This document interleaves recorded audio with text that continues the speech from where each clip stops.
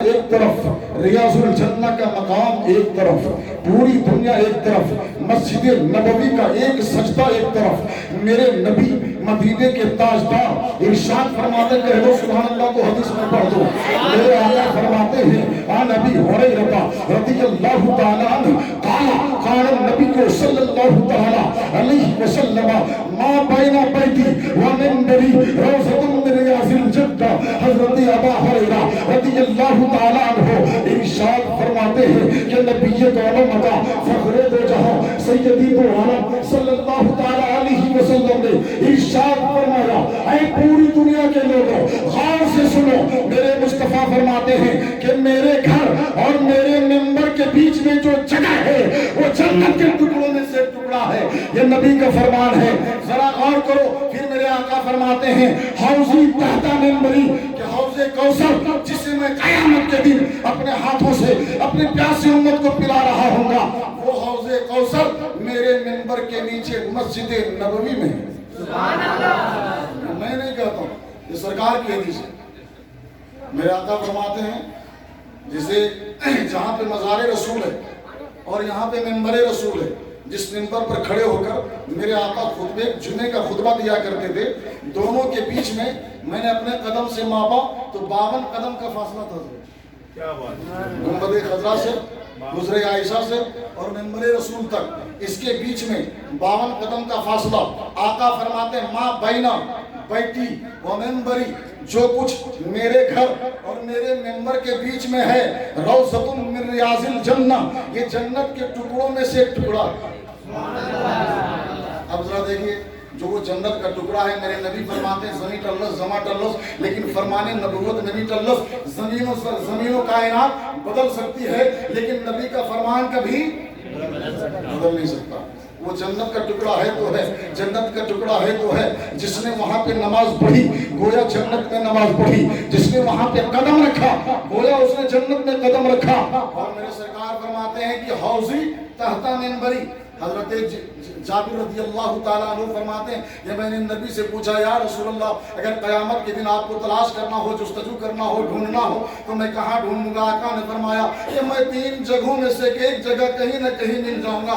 حضرت جابر فرماتے ہیں میں نے پوچھا یا رسول اللہ وہ 3 جگہیں کون سی ہیں؟ آقا فرماتے یا تو میزان عمل کے پاس، یا تو حوض کوثر کے پاس، یا تو پھر صراط کے پاس۔ سبحان اللہ، ان تینوں میں سے حوض کوثر مسجد نبوی میں مدینے میں۔ سبحان اللہ، جی میرے آقا فرماتے ہیں۔ تو چلیے آپ مدینہ شریف پہنچ گئے، جب مدینہ شریف پہنچیں گے اور جب گنبد خضرا پر نظر پڑے گی تو کیسا ہوگا وہ منظر، بتا سکتے ہیں؟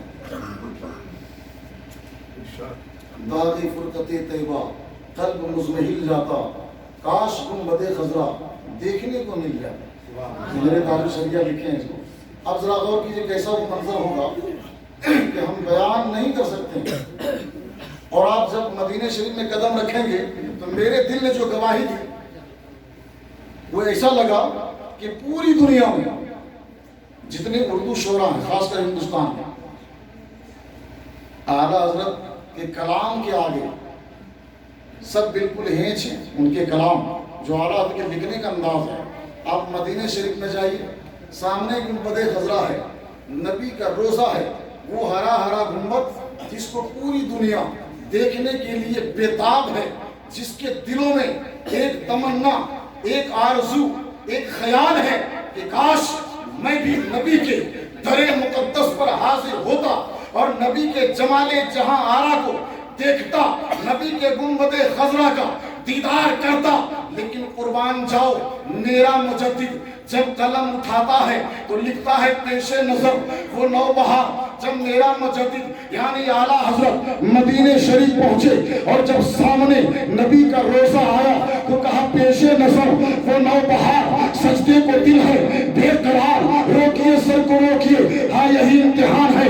اے مجدد، اے امام احمد رضا، جب تیری نظر گنبد خضرا پر پڑی، نبی کے جمال جہاں آرا پر پڑی تو تیری طبیعت نے، تیرے دل نے چاہا کہ سجدہ کر لوں، عبادت کر لوں، لیکن شریعت نے، طریقت مصطفیٰ نے دامن تھاما اور کہا اے احمد رضا یہ یہ مکہ نہیں ہے، یہ مدینہ ہے، یہ خانہ کعبہ نہیں، یہ گنبد خضرا ہے۔ اگر سجدہ کرنا ہو تو مکے میں جاؤ، عبادت کرنی ہو تو مکے میں جاؤ، یہ مدینہ ہے، یہاں سر نہیں، یہاں تو دل۔ سر جھکانا ہو تو مکے میں جاؤ، دل جھکانا ہو تو در مصطفیٰ میں جاؤ۔ تب تو اللہ نے فرمایا کہ کعبے کے بدر تو جا، تم پہ کروڑوں درود، طیبہ کے شمس الضحیٰ تم پہ کروڑوں درود، اور کوئی غیر کیا تم سے نہا ہو بھلا، جب نہ خدا ہی چھپا تم پہ کروڑوں۔ یقیناً اعلیٰ حضرت کا ایک ایک شعر آپ پڑھیے گا تو آپ کو یوں لگے گا کہ ہم نبی کی گلیوں کا نظارہ کریں، بالکل عشق و مستی میں ڈوب کر، نبی کی محبت میں کھو کر، حدیث کی روشنی میں، قرآن کی روشنی میں جو اعلیٰ حضرت نے لکھا ہے اس کا جواب نہیں ہے۔ آپ نے تو شعر سنا ہوگا وہ جو لم یاتی نظیر کفی نظر مثل تو شد نہ پیدا جانا، جگ راج کے تاج تورے سرسوں ہے تجھ کو شہ دوسرا جانا، جو اعلیٰ حضرت نے کہا دوسرے مقام پر کہتے ہیں یہی بولے سدرہ والے، چمنے جہاں کے تھالے سبھی میں نے چھان ڈالے، تیرے پائے کا نہ پایا، اور حسن یوسف دم عیسیٰ ید بیضا داری، آنچے خوبہ ہما دارم تو تنہا داری، چوم کر قدم نبی بولے یہ جبریل امی، یا نبی آپ سا کوئی نہیں۔ حقیقت تو یہی ہے کہ میرے نبی کی طرح پوری کائنات میں کوئی نہیں۔ اور میں یہ کہہ رہا تھا کہ ماحول کے بننے اور بگڑنے میں علماء کا ہی ہاتھ ہوتا ہے۔ کس کا ہاتھ ہوتا ہے؟ اگر میں آپ کو صحیح بات بتاؤں بغیر ڈرے ہوئے، یہاں تو ڈر رہتا ہے کہ جہاں مقتدی کو بولا تو میری نوکری گئی، نہیں ہوتا ہے ڈر، بولے نا بھائی؟ تو میں یہ کہہ رہا تھا کہ نبی نے 40 سال کی عمر میں اپنی نبوت کا اعلان فرمایا۔ کتنی عمر میں؟ 40 سال کے بعد، اور جب اعلان کیا تو مکے والے دشمن ہو گئے، شیب ابی طالب نے قید کر دیا، 3 سال وہاں رہے، اب عمر کتنی ہو گئی؟ 43 سال ہو گئی، 7 سال اور رہے، اب کتنی عمر ہو گئی؟ 50۔ بڑی مشکل ہو گیا، مکے والے دشمن ہو گئے، کوئی کچھ کر رہا ہے، کوئی کچھ کر رہا ہے، کوئی کچھ کر رہا ہے۔ اللہ کا پیغام آیا آپ مدینہ شریف چلے جائیے۔ کہاں چلے جائیے؟ مدینہ شریف۔ جب مدینہ شریف گئے تو 7 سال کے بعد، کتنے دنوں کے بعد؟ 7 سال، پھر مکہ شریف عمرہ کے لیے تشریف لانے لگے۔ تو مقام حدیبیہ میں ایک جگہ ہے، حدیبیہ جگہ کا نام ہے، جس طرح گاواں تیسری عالمپور شاہپور ہے، مکہ سے کچھ دور پہلے حدیبیہ۔ مکے والوں نے جا کر نبی کا راستہ روک دیا کہ آپ کو مکہ جانے نہیں دوں گا۔ کیا کہا؟ نبی نے کہا کہ میں نہیں جاؤں گا، نہیں جانے دو گے، میں نہیں جاؤں گا۔ کہا کہ اے علی چلو معاہدہ لکھو، دستاویز بناؤ۔ حضرت علی لکھنے لگے تو انہوں نے لکھوایا کہ محمد بن عبداللہ، محمد رسول اللہ نہیں۔ حضرت علی کا قلم رک گیا، کہا یا رسول اللہ، جس نے بچپن سے کہا ہو نبی اللہ رسول اللہ محمد رسول اللہ، وہ صرف ابن عبداللہ کیسے لکھے؟ نبی نے فرمایا کہ لکھو۔ دستاویز لکھا جانے لگا۔ ایک وقت ایسا آیا کہ مکے والوں نے کہا کہ جو مدینے والے بھاگ کر مکہ آئیں گے میں واپس نہیں جانے دوں گا۔ کہہ دو سبحان اللہ۔ کہا ٹھیک ہے، مجھے منظور ہے۔ پھر دوسری شرط کہا جو مکے والے بھاگ کر مدینہ چلے جائیں گے آپ کو واپس کر دینا پڑے گا۔ نبی نے کہا ٹھیک ہے۔ وہاں پر بڑے بڑے صحابہ تھے، حضرت ابوبکر، عثمان، حضرت عمر، حضرت علی، سعد بن عباس، حضرت ابو ہریرہ، حضرت انس بن مالک، بڑے بڑے سارے صحابہ تھے۔ کہا یا رسول اللہ یہ آپ کیا کر رہے ہیں؟ نبی نے فرمایا جو میں سمجھ رہا ہوں تم نہیں سمجھ رہے، جو میں سمجھ رہا ہوں تم نہیں سمجھ رہے ہو۔ کیا بات ہے؟ کہ یاد کرو جب اللہ نے حضرت آدم کو تیار کیا تو فرشتوں سے کہا وَإِذْ قَالَ رَبُّكَ لِلْمَلَائِكَةِ إِنِّي جَاعِلٌ فِي الْأَرْضِ خَلِيفَةً قَالُوا أَتَجْعَلُ فِيهَا مَن يُفْسِدُ فِيَّ وَيَسْفِكُ الدِّمَاءَ وَنَحْنُ نُسَبِّحُ بِحَمْدِكَ وَنُقَدِّسُ لَكَ قَالَ إِنِّي أَعْلَمُ مَا لَا تَعْلَمُونَ. جب اللہ نے فرمایا کہ فرشتوں تیار ہو جاؤ، میں زمین پر اپنا خلیفہ بھیجنے والا ہوں، تو اللہ کے بارگاہ میں فرشتوں نے عرض کیا یا اللہ میں تیری تسبیح پڑھتا ہوں، تیری تقدیس کرتا ہوں، تیرا تذکرہ کرتا ہوں، تیری پڑھائی کرتا ہوں، تیرا سجدہ کرتا ہوں، تیرے لیے رکوع قیام سب کرتا ہوں. یہ انسان دنیا میں جائے گا تو لڑائی کرے گا، چغلی کرے گا، غیبت کرے گا، شراب پیے گا، چوری کرے گا، باپ بیٹے میں جھگڑا ہوگا، میاں بیوی میں جھگڑا ہوگا. اسے کیوں پیدا کرنا چاہتا ہے؟ اللہ نے فرمایا انی اعلم ما لا تعلمون، جو میں جانتا ہوں وہ تم نہیں جانتے. تم تو شرابی کو دیکھ رہے ہو، جواری کو دیکھ رہے ہو، چغل خور کو دیکھ رہے ہو، میں تو غوث اعظم کو دیکھ رہا ہوں، غریب نواز کو دیکھ رہا ہوں، مجدد اعظم کو دیکھ رہا ہوں، عتیق ملت کو دیکھ رہا ہوں، مجدد اعظم کو دیکھ رہا ہوں. تم شرابی کو دیکھ رہے ہو، میں نماز. سبحان اللہ. جو تم جو میں جانتا ہوں وہ تم نہیں جانتے. نبی نے فرمایا کہ اے علی تم لکھو جو یہ کہتے ہیں، اس لیے کہ جو میں جانتا ہوں وہ تم نہیں جانتے.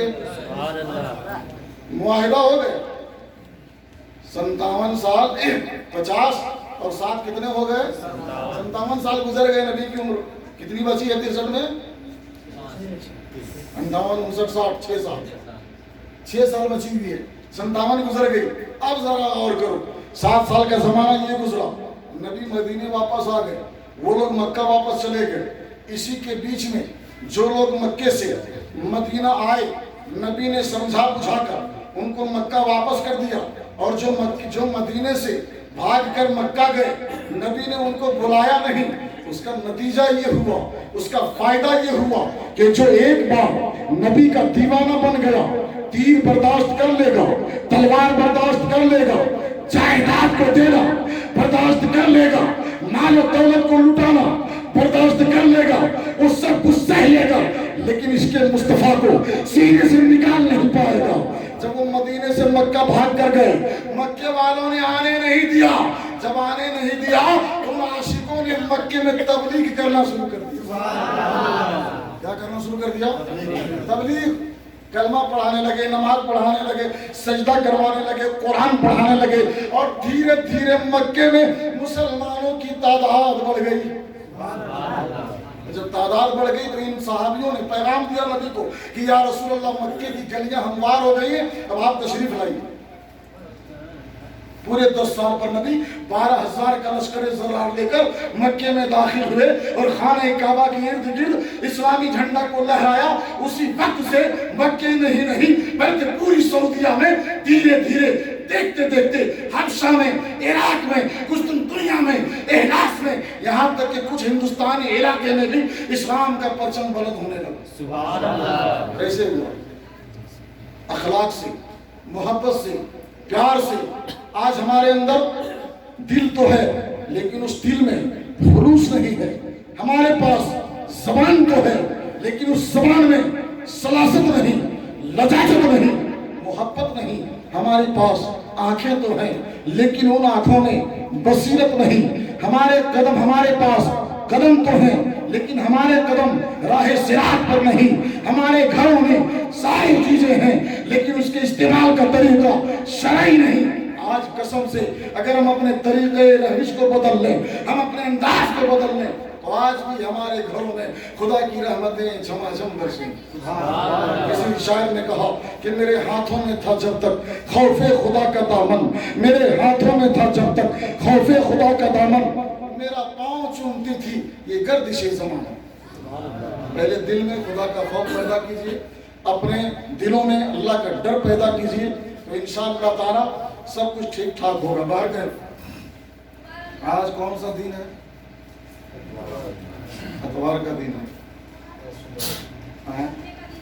کل سوموار ہے. ابتدا ہو گئی ہے نہیں، 12 بجے بعد ہوگی، اس لیے اعتبار سے ہجری اعتبار سے شروع ہو گئی.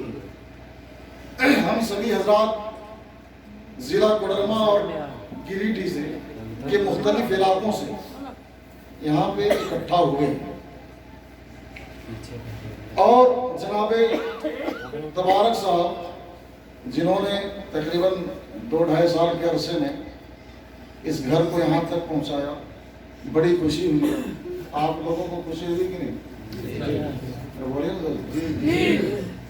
یہ بڑی اچھی بات ہے کہ اب ہمارے علاقے میں ایسے ایسے مکانات بن رہے ہیں کہ گھر کے اندر داخل ہونے کے بعد یہ محسوس نہیں ہوتا ہے کہ ہم عالم پور میں یا شاہ پور میں بیٹھے ہیں، بلکہ یوں محسوس ہوتا ہے کہ ہم ہندوستان کی کسی مہانگری میں بیٹھے۔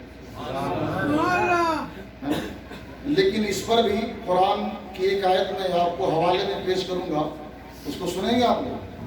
ختم کر دیں، چونکہ میرے پاس اتنے مضمونات ہیں اصلاح کے تعلق سے کہ میں خود نہیں بیان کر سکتا۔ میں بچپنے میں جب پڑھا کرتا تھا تو روزانہ ایک حدیث شریف یاد کر کے اپنے استاد حضرت علامہ و مولانا مناصر اہل سنت طاہر حسین صاحب کے مصباحی کو سنایا کرتا تھا۔ اسی کا نتیجہ ہے کہ آج مجھے بے شمار حدیثیں یاد ہیں، اور جب مفتی سلام مصطفیٰ صاحب قبلہ رحمۃ اللہ تعالیٰ علیہ فتاوے لکھا کرتے تھے تو میں اس کی لکھاوٹ کیا کرتا تھا، وہ بتاتے تھے، میں لکھا کرتا تھا۔ یہ بچپنے سے میرا مشغلہ رہا، جس کا نتیجہ آج یہ ہے کہ میں کسی بھی فتوے کو بہت جلدی اور بہت تیزی کے ساتھ لکھ لیتا ہوں۔ محدث کبیر صاحب قبلہ جو اعلیٰ یہ حضور مفتی سلام مصطفیٰ صاحب کے بڑے بیٹے ہیں اور حضور صدر الشریعہ رحمۃ اللہ تعالیٰ علیہ مصنف بحار شریعت کے دوسری بیوی سے بڑے صاحبزادے ہیں، کہہ دو سبحان اللہ۔ ان سے کافی ثانوے تلمیذ طے کرنے کا موقع ملا۔ آج ان کی برکتیں ہیں کہ میں آپ لوگوں کے سامنے کچھ صحیح باتیں بیان کرنے کی کوشش کر لیتا ہوں اور میں کچھ لکھنے کی جرت کرتا ہوں۔ اللہ تعالی ہم لوگوں کو بھی نیک کام کرنے کی توفیق عطا فرمائے۔ آمین۔ اور تو میں یہ بتا رہا تھا کہ آج سے 20 سال پہلے 30 سال پہلے ہمارے علاقے کی جو حالت تھی وہ کسی سے چھپی ہوئی ہے کیا؟ بولیے نا بھائی، سب ہاتھ لپسی گوند لباس توڑا توڑا کھا کے گزارا کرتے تھے کہ نہیں؟ بریانی کا نام نہیں سنا تھا آپ لوگوں نے، سنا ہوگا خواب و خیالوں میں، بڑی خوشی میں تو پلا بن گیا۔ لیکن آج کون ایسا کھانا ہے جو شاہپور میں، عالمپور میں، گاوا میں، ڈسٹرکٹ کوڈرما کے خطے میں، ضلع گریڈی کی گلیوں گلیوں میں، ہندوستان کے چپے چپے میں نہ بنتا ہو؟ کل جو کھانا مدراس میں بنا کرتا تھا آج وہی کھانا عالمپور میں بن رہا ہے۔ کل جو کھانا سعودیہ میں، دبئی میں، قطر میں، ریاض میں، انڈونیشیا میں، ساؤتھ افریقہ میں بنا کرتا تھا آج ہمارے گلیاروں میں بن رہا ہے۔ کیوں؟ آج سے 1400 سال پہلے جب میرے نبی شیب ابی طالب میں قائد تھے تب خدا نے پیغام دیا تھا، جب میرے نبی کا چہرہ پژمردہ ہوا، میرے نبی کا چہرہ غمگین ہوا، جب میرے نبی مایوس ہوئے تو اللہ نے جبریل کو پیغام دیا اور فرمایا کہ اے جبریل مکے میں جاؤ اور میرے مصطفیٰ کو پیغام دے دو۔ خدا نے فرمایا وَالضُّحَىٰ وَاللَّيْلِ إِذَا سَجَىٰ مَا وَدَّعَكَ رَبُّكَ وَمَا قَلَىٰ وَلَلْآخِرَةُ خَيْرٌ لَكَ مِنَ الْأُولَىٰ۔ کہہ دو سبحان اللہ۔ جبریل نے، اللہ نے فرمایا کہ اے جبریل جا کر میرے نبی سے کہو وَلَلْآخِرَةُ خَيْرٌ لَكَ مِنَ الْأُولَىٰ، کہ میرے محبوب تکلیف نہ کرو، غم نہ کرو، دکھی مت ہو، تم اتنا سوچ لو کہ ہر آنے والا دن تمہارے لیے پچھلے دن سے بہتر ہوگا، پچھلے دن سے بہتر ہوگا۔ مکے میں اسلام پھیل نہ سکا، مدینے گئے، پوری دنیا میں اسلام پھیلا۔ ہماری مسجدیں کل کچی تھیں آج پکی ہیں، ہماری مسجدوں میں کل مٹیاں لگی ہوئی تھی آج ٹائلز ماربلز لگے ہوئے، سب کچھ ہے۔ کوئی کمی ہے ہمارے گھر میں؟ کچھ نہیں۔ یہ اللہ کا فرمان ہے، انشاءاللہ تعالیٰ آنے والے زمانے میں ہمارے گھروں میں اور برکتیں ہوں گی، ہمارے نوجوانوں میں اور برکتیں ہوں گی، ہمارے زمانے کے لوگ اور ترقیاں کریں گے۔ یہ دعا ہے کہ جتنے لوگ اس محفل میں ہیں اللہ تعالیٰ سب کے گھروں میں برکتیں عطا فرمائے۔ شاہ پور کی بستی پر اللہ تعالیٰ غوث اعظم، دیگر اولیاء کرام، صحابہ کرام، انبیاء و مرسلین کے قدموں کی برکتیں عطا فرمائے۔ ہمارے جو علماء ہیں عالمپور، شاہ پور اور اس کے آگے کون بہت پور، ہمارے جو علماء ہیں جو رات دن محنت کرتے ہیں، حقیقت یہی ہے کہ اگر آپ اس پر غور کیجئے کہ اگر علماء نہیں ہوتے تو دین کا کیا ہوتا؟ صحیح بات ہے کہ صحیح بات نہیں؟ اگر علماء نہیں ہوتے تو دین کا کیا ہوتا؟ اگر اسماعیل بخاری رحمۃ اللہ تعالیٰ علیہ نہیں آئے ہوتے تو بخاری شریف کس نے لکھی ہوتی؟ علماء فرماتے ہیں امام بخاری رحمۃ اللہ تعالیٰ علیہ کو 6,66,686 حدیثیں ما روایت زبانی یاد تھی۔ سبحان اللہ۔ اور یہیں تک نہیں، جب امام بخاری رحمۃ اللہ تعالیٰ علیہ حدیثیں لکھا کرتے تھے، بخاری شریف جب لکھا کرتے تھے تو رات کو سو جاتے، درود شریف پڑھتے پڑھتے نبی خواب میں تشریف لاتے، واہ مقدر نبی خواب میں تشریف لاتے، امام بخاری رحمۃ اللہ تعالی علیہ اس حدیث کو رسول اللہ کو سنا دیتے، اگر نبی سن کر مسکرا دیتے، اگر نبی سن کر مسکرا دیتے تو امام بخاری سمجھ جاتے کہ صحیح حدیث صحیح ہے، اگر نہ مسکراتے تو یہ سمجھ جاتے کہ حدیث موضوع ہے یعنی غلط ہے، اس کو بخاری میں نہیں لکھتے۔ اگر وہ نہیں ہوتے تو بخاری کون لکھتا؟ امام مسلم نہ ہوتے تو مسلم شریف کون لکھتا؟ ابن ماجہ نہ ہوتے تو ماجہ شریف کون لکھتا؟ حضرت ابو داؤد نہ ہوتے تو ابو داؤد کون لکھتا؟ اگر اعلیٰ حضرت نہ ہوتے تو کنز الایمان کون لکھتا؟ صدر الشریعہ نہ ہوتے تو بہائے شریعت کون لکھتا؟ مجدد اعظم نہ ہوتے تو فتاوی رضویہ کون لکھتا؟ اس لیے خدا کا احسان ہے ہم مسلمانوں پر کہ خدا نے بڑے بڑے علماء کو پیدا کیا اور اس نے ہم پر احسان کرتے ہوئے بڑی بڑی کتابیں لکھی جس کو پڑھ کر آج ہم صحیح راستے پر چلنے کے لیے مجبور ہوتے ہیں۔ تو جیسا کہ ہمارے یہاں سبھی اپنے بیٹھے ہیں، کوئی بیگانے تو ہیں نہیں، سبھی اپنے لوگ ہیں کہ نہیں؟ سبھی لوگوں کو علماء سے محبت ہے کہ نہیں؟ بالکل ہے، ہم لوگوں کو بھی آپ سے محبت ہے۔ اگر آپ سے محبت نہیں کریں گے تو نماز پڑھنے کے لیے کس کو کہیں گے؟ روزہ رکھنے کے لیے کس کو کہیں گے؟ صدقہ دینے کے لیے کس کو کہیں گے؟ ہمارے جو سب بھائی ہیں، جتنے مسلمان ہیں، سبھی لوگ قابل قدر قابل احترام ہیں۔ تو اللہ تعالیٰ اس محفل میں برکتیں عطا فرمائے، اس گھر میں برکتیں عطا فرمائے، سبھی لوگوں کا آنا اللہ قبول فرمائے۔ آپ لوگوں سے ہمارے محتشم مکرم علافندی جناب حافظ مقصود صاحب قبلہ اور جناب مولانا اعجاز صاحب قبلہ، یہ ہمارے دونوں بہت معاونین حضرات میں سے ہیں، ہماری مدد کرتے رہتے ہیں سب۔ اور جیسا کہ انہوں نے اعلان کیا یہ کتابیں چھپنے والی ہیں، اگر آپ کی خواہش ہو، آپ کی تمنا ہو، اس میں آپ خوشی سے حصہ لے سکتے ہیں۔ چونکہ دنیا میں دینے والے ایک سے ایک ہیں، شرط ہے کہ لینے والا صحیح ہو اور صحیح جگہ پہ خرچ کرنے والا۔ اللہ تعالیٰ آپ لوگوں کا آنا جانا قبول فرمائے، آمین ثم آمین، آمین ثم آمین، آمین ثم آمین۔ السلام علیکم ورحمۃ اللہ تعالی وبرکاتہ، وآخر دعوانا ان الحمد للہ رب العالمین، استغفر اللہ ربی من کل ذنب واتوب الیہ۔ کھڑے ہو کر